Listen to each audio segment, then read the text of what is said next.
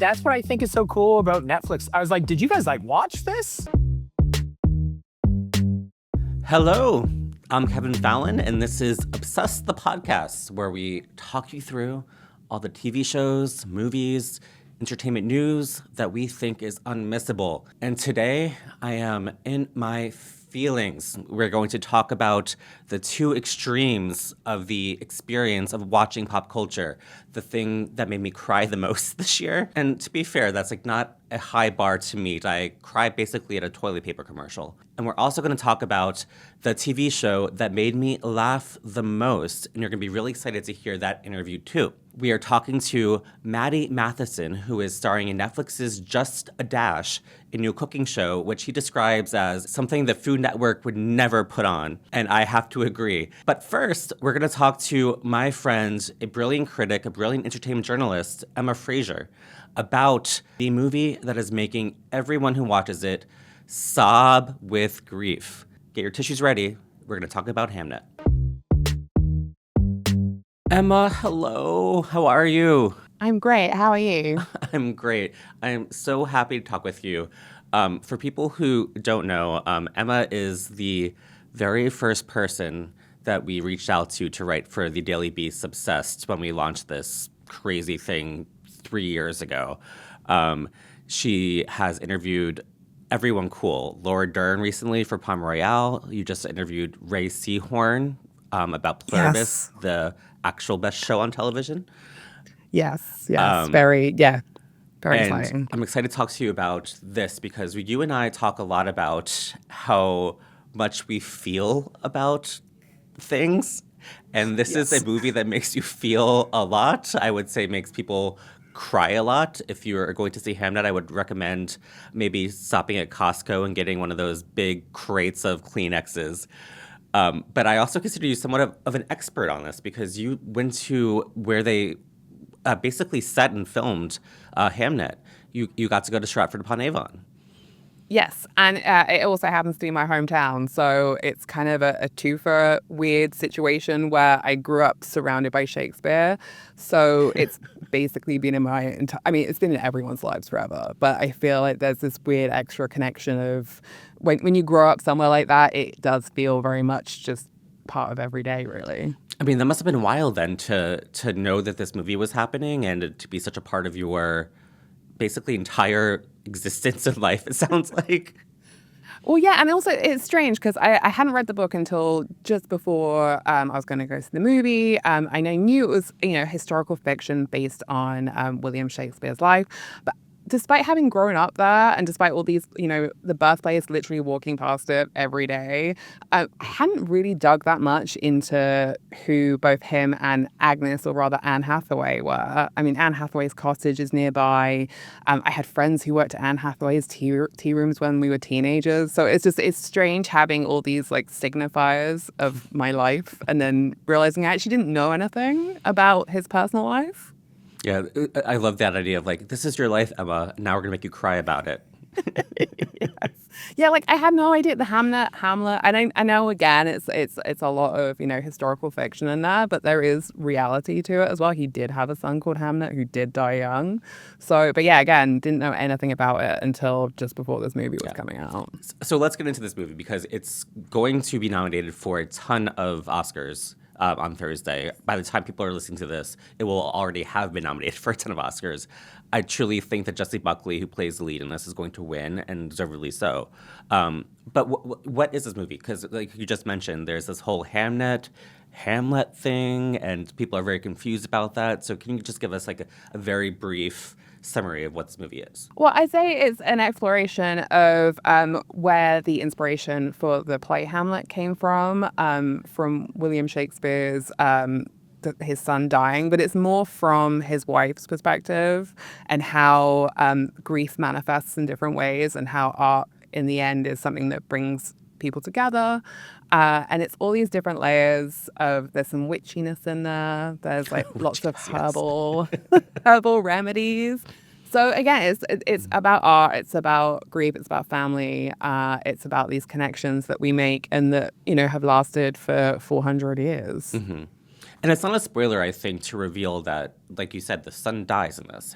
Hamnet dies, and they process this through the play of Hamlet, which is staged at the Globe Theater.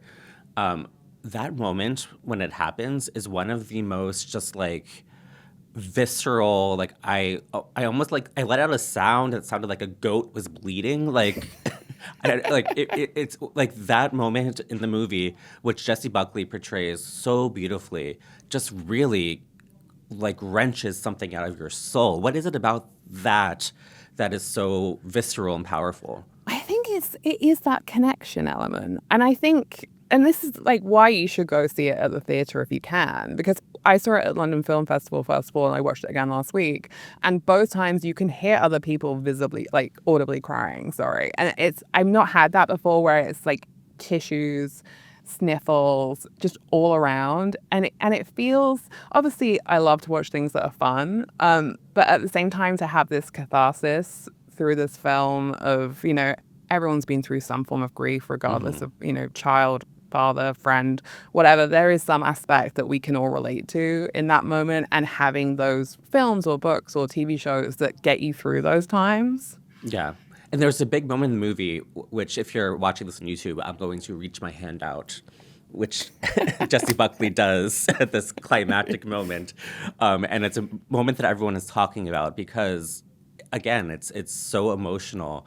And everyone like sort of feels something about their own lives when she reaches that hand out. Like they're also reaching their hand out to something that they connect to. I mean, what is it like to experience that moment where everyone is having this like collective catharsis with their hands out? I think it's fun, and it also kind of reminds you of when you watch things in the theater, like the actual theater rather than the cinema theater, is to have these collective moments and just, it's good to cry. And I know obviously I'm sure we're going to get to it, the Oscar villain status, yes, and course. how this debate about whether the tears are feeling like they're being manipulated out of us. I'm not of that mind. I do think maybe the song choice at the end, that's my only nitpick, because I love that Max Richter piece of music. Mm-hmm. And it hits that part of your soul where it does make you cry. And I think that's also part of it, is this piece of music, but because it has been used so much in things like Arrival, Shutter Island, Handmaid's Tale has used it. So it kind of feels like I would have preferred an original piece of music there. But again, it did get me. Yeah, and this is what sort of pisses me off because, like you mentioned, this has become somewhat of an Oscar villain movie. We've been tracking the awards race for the last few months, and Hamnet is being mentioned alongside One Battle After Another and Marty Supreme as like a frontrunner for Best Picture and all these things. And because of the fact that there is a emotional moment that people think might be a little manipulative, it's been called this villain. But that's what makes me angry. Like, it's a great movie directed by a female director, Chloe Zhao, that makes you feel something. And because of that, now it's a villain. It drives me crazy. It's same. And I get you might not enjoy this movie. You might find it like laborious, but I just think to say that it's purposely doing grief porn or it's positioning itself because it wants to win the Oscar and it's doing it by getting you to cry, that feels in itself a manufactured Oscar villain story, if that makes sense. Yeah. And what I also enjoy is that, like, people in my life who aren't, as obsessed with the Oscars as I am. Like, I'm a person who, by age 10, memorized every Best Supporting Actress winner from the dawn of time until now. But the people who are not like that, they are curious about this movie. This is one that they are talking about, that they're aware of, that they want to see because they've heard about, again, all of this emotion. Yeah. Yeah, I agree. And it, again, speaks to Shakespeare himself in that there's a reason why these plays are still put on. There's a reason why Hamlet had, several different versions last year, or, the Riz Ahmed one's coming out wide this year. It's like these stories keep getting told because they resonate. And then, so the story of grief also resonates, and it isn't. I just find the fact that people are saying it's like grief porn to be slightly irritating. Yeah, well, everyone is a loser except for us, basically. Well, Emma, I could talk to you forever about movies because I just love chatting with you. But thank you so much for being a part of this and talking to us about Hamnet and your experience being there. It's been so much fun. Yeah, and go to Stratford Avon. I'm the Globe. Go to both. They're both very fun places. Awesome. Well, thank you very much. Thank you. And now we're going to go to my chat with the Bears' Matty Matheson. Matty Matheson, hello, how are you? I'm well. How are you doing? I'm doing good. I'm so happy to talk to you about everything, about your life, about The Bear, which is obviously one of the best shows on TV, and what you've called and what I would co-sign is the greatest culinary show of all time, Just a Dash, which is coming back to Netflix. Or, no, it's going to Netflix for the first time, I should say. Yeah. Yeah. That's really exciting. So this is a show that's been on YouTube for 2 seasons. I believe the last season was 4 or 5 years ago, if I'm not mistaken, right? Yeah. I guess a lot's happened in the last couple of years, and we've tried to make it a couple times, I feel, but even still, we shot it 2 years ago. We shot it 2 summers ago, so Okay. it's been kind of just chilling and then editing. Like, we shot it 2 years ago. We took our time editing it and making it. It's just us and our friends, so it took a long time, and then and now we're super stoked to put it up on Netflix and really let the world see. Yeah, well, I feel like whenever anything goes up on Netflix, it kind of just explodes. So there's going to be a lot of people getting Just a Dash. I hope so. I don't know. I find it funny where I'm just like, I guess they're self-conscious about stuff, obviously, but I think it's I hope they're ready. I hope they're open-minded. I really think that there's certainly no cooking shows like this kind of anywhere. So I'm hopefully they're not really trying to learn too much about cooking, but Well, you mentioned that this is, there's no shows that are like this, and I would have to agree.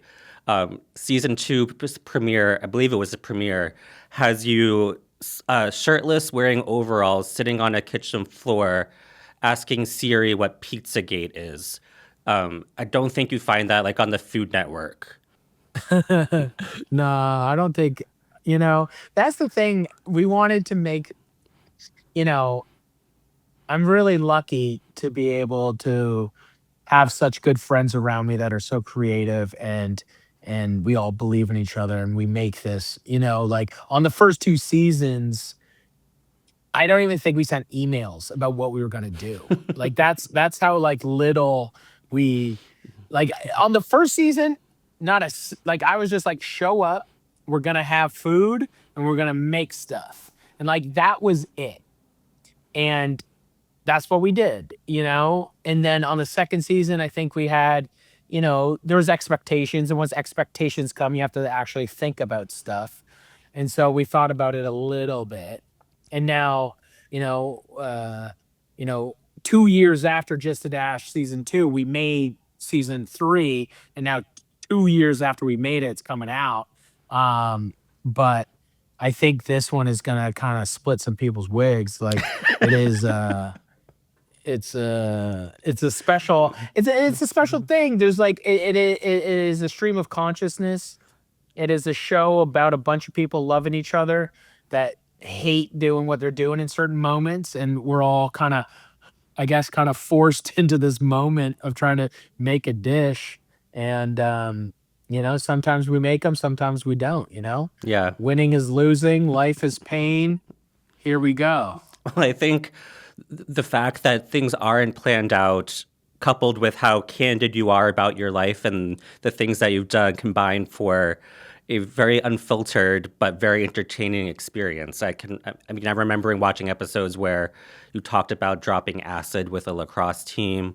You talked about, you were describing a white sauce that goes on a Halifax doner. And you went on a 30-second monologue about how cummy it looked. And I think that's the first time I watched a culinary television series that used the phrase cummy to describe what the chef was making. Well, that's the thing. I think what makes things, we're talking like we talk with our friends, like who hasn't checked their oil? You got everyone knows what it tastes like. Like it's like, come on, who are we joking here? But I think it's that's the thing. That's what I think is so cool about Netflix. I was like, did you guys like watch this? Did you guys like, like I'm like, y'all know what you guys got? Did you like that? And they're just like, we're stoked on it. Like I think it is like a thing where I'm like, I think people being themselves and being able to talk the way they want to talk, and I think that's how people relate with each other. And I think being funny and telling real stories, even like that acid story. I've had multiple people like I saw recently just in comments being like, "There's no way that like that happened," and I'm like, "Yeah, I don't think my whole team took acid. I think me and a couple buddies took acid, and we played some lacrosse, and it's a fact that we did." I don't know anybody ever take acid at 7:30 in the morning on their way to a lacrosse game or a lacrosse tournament, but I don't know. Me and my homies did. So it's just like talk about like that's the thing is like Yeah. food. I find that food is always people like even with cookbooks. This soup is nice on a rainy day. And it's just like, what the fuck are we talking about? I'm like, I don't know. I'm sorry. Yeah. I don't know if we could swear, but Oh, I go think it for is it. like I feel it is you know, what talk about something. Like that's the Yeah. thing that's so frustrating. And also it is like a thing where I'm like, I don't think I could have ever been on Food Network. Well, I know that I could have never been on. I had enough meetings where I know that I could never have been on it. But it is, um, I think it's like, why can't we talk the way that we talk? And why can't we reference things that are like, I don't like it's funny where I'm like, I genuinely feel like me talking about a donair sauce and the texture and the flavor and speaking to it as a cummy sauce. I don't even think it's crude. The way that we're doing it. It's not crude. I don't think it is like a thing. I think it's this like I felt like the same as you. Like I've had like grandmas come up to me and reference that and have like this like kind of like love and being like I don't know. I think it's I think it's cute. Yeah. And I think I'm just stoked to get it out there even more and get people laughing and getting people stoked on laughing and having some fun. And it's you're right. It is relatable because it does feel like you're hanging out in a kitchen with a friend who's cooking for you and joking the way that they would, and it's very funny. It's very candid, and especially I think with you as a TV personality and a TV host, because you've been so open about your life and your past and the issues that you've had with drug abuse and a heart attack and turning your life around, people really feel like they do know you because they know about those struggles and what it took to overcome them. And because you talk about those times not with like a ton of regret, with like I did things and they were fun at the time, they might have harmed me, but I'm not going to pretend that I didn't do them or that they weren't things that I was enjoying doing. I think it's a beautiful thing. People sharing. I love talking to people, and I think those ripples are worth it. Throwing those stones out there into that big ocean of the world, and the amount of people that I know. Um, I don't know. I love sharing. Maybe I overshare sometimes and whatever, but I am also like I'll air out my dirty laundry. I don't regret who I am. You know, I went pretty far down and over the last 12 years, my life has changed considerably. I've changed considerably. And I think it's an amazing thing. It's just like I'm glad that I got it all out of the way at such an early age. Hmm. Like it is, um, being a chef and drinking and drugging at a young age like I was, it's just like, yo, I was done at 30, 31. And, Hmm. and I'm like, I'm 43 now. And it's just like that's like a lifetime ago, but it is still I love talking about life. I come from a very real, beautiful family that's lived life real hard and had a lot of ups and downs. And I think like that's what it is all about. It's this world needs connection. This world needs people identifying with each other and letting people know that it ain't perfect. And never in my life did I think I would be uh anything. Even still, even now, it's like a hilarious thing where I'm like, I'm a bigger dude, and all of a sudden people think I'm like this fashion guy and this thing and all this stuff. And it's just like, yo, they were never putting on big dogs before. And I think even like that in itself, being like as comfortable as I always have been in my body, I've been very lucky that I've had confidence throughout my life, and I'm proud of who I am. I'm proud of my body, and I love it. I'm not afraid to show it. That's for sure. That's for sure. Your Instagram is something. Yeah, even today, I think on like Matt's World Rules, I think my Danielle, who runs my socials, put up a photo from 2016 of me just sitting on a toilet with Mac in my underwear, just naked. But I think the people need, like, I don't know, especially with social media and everything now, it's like everything's so curated and everything's Yeah. so like trend and everything. Everyone needs the exact same music and the exact same cuts and the exact same everything. And it's just like, yo, y'all are boring and so homogenized. And I was just like, and I've said this, I'm like, you realize and also it's like everyone's doing these things that are all the same, and everyone's just like trying to be authentic. And I'm just Hmm. like, yo, you realize you are the most authentic. There is only one you. Who are you truly? Are you a nerd? Are you a goth? Are you like, what are all of the weirdest things about you, or is what makes you perfect? And it's just like, if these content creators and these people, all of a sudden they would identify with even more people, I feel, Hmm. if they were truly who they were. And I think that Just a Dash is that thing where, even still, like, Just a Dash only happened because nobody wanted it.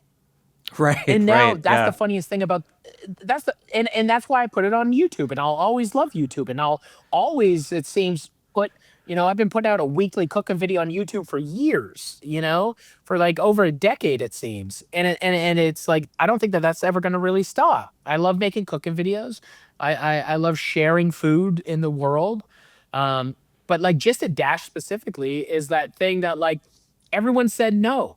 Hmm. I guess I wasn't ready, or I guess I didn't have value to add to something like that, or whatever the hell that is.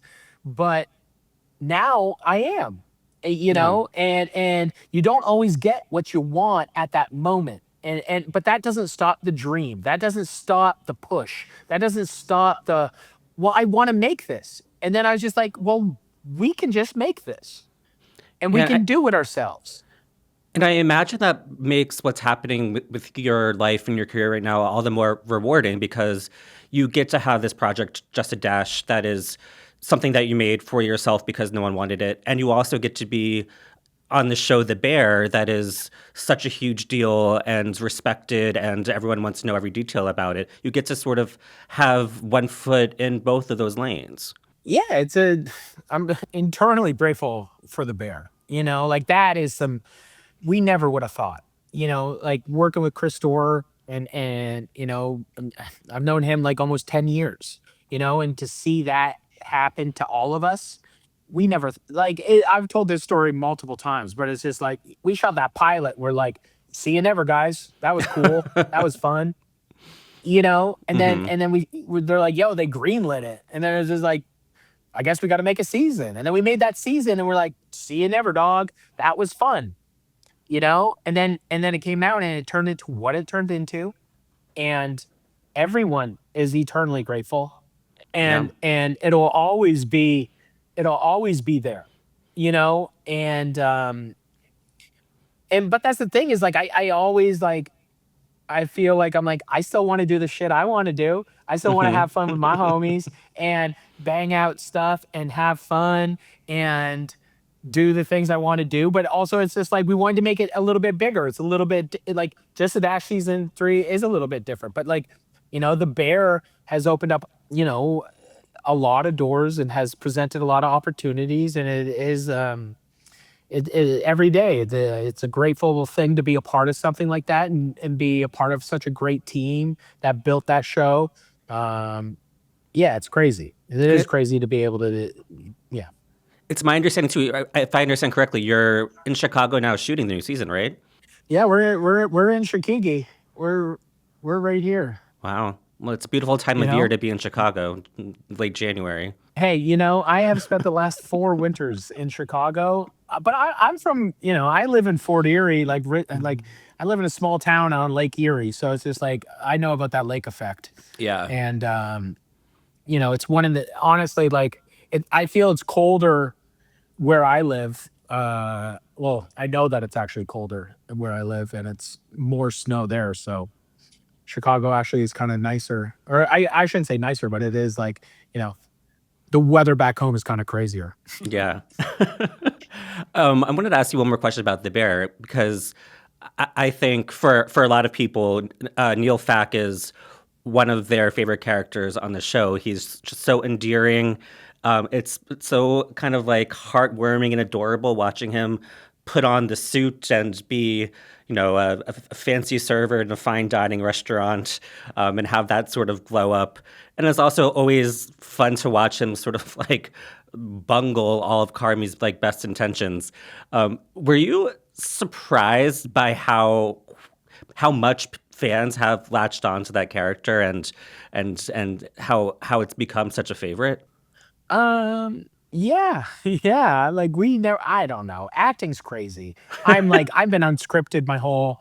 I've been unscripted for like my whole career of whatever this is. But it's like I never acted, and so I think it's like obviously Neil Fak is very much a character.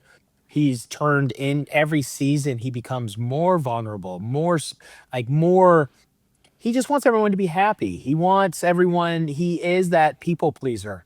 He is that person that's like just trying to help and make things happen. And he's in there and it's like he's never defeated. He gets sad, I get sad, but it is, and I get self-conscious, and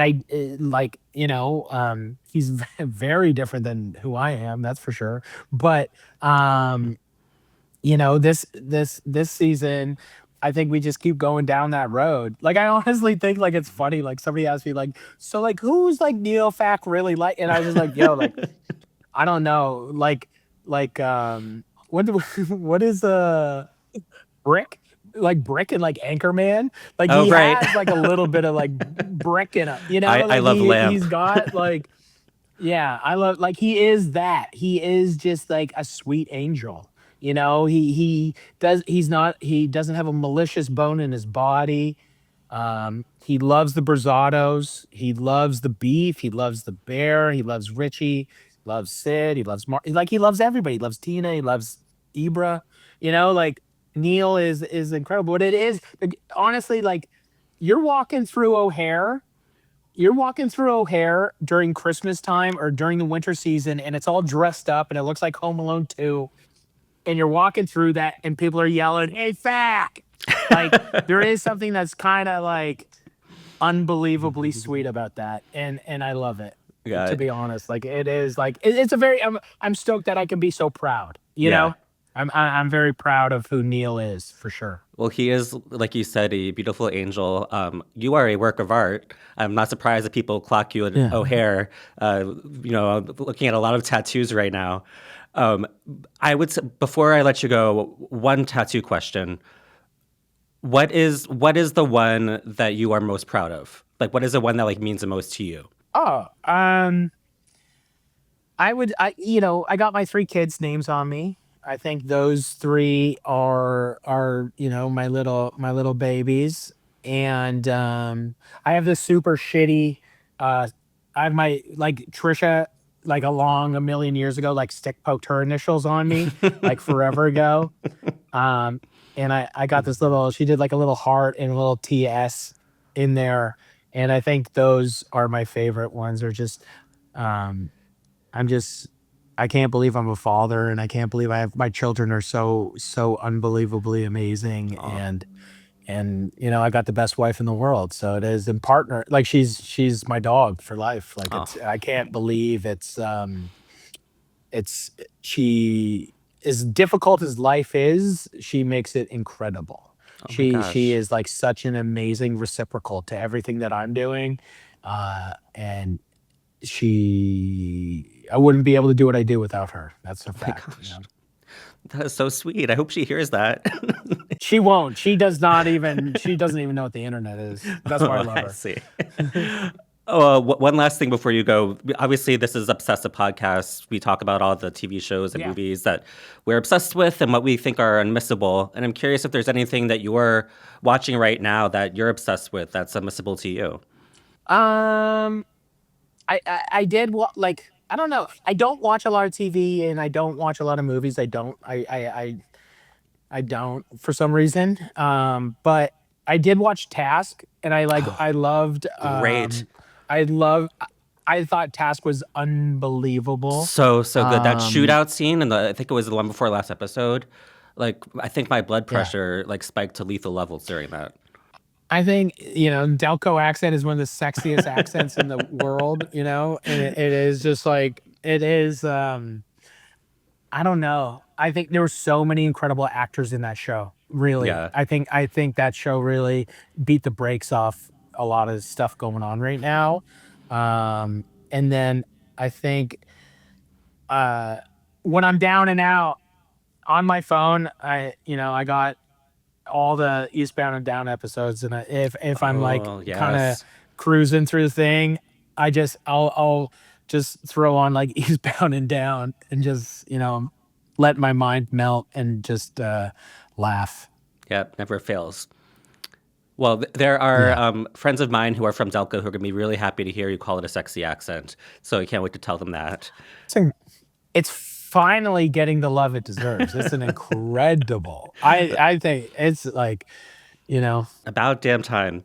But thank you so much, Maddie, for chatting with me. I appreciate it so much. I hope you can tell how much I love Just a Dash, and I can't wait to watch more episodes on Netflix. I appreciate it. And this season, honestly, it's a trip. It is everything that I am truly so proud of what we made, and it's different, but it's the same. But it's like it's five buddies making something, and it is a crazy ass season.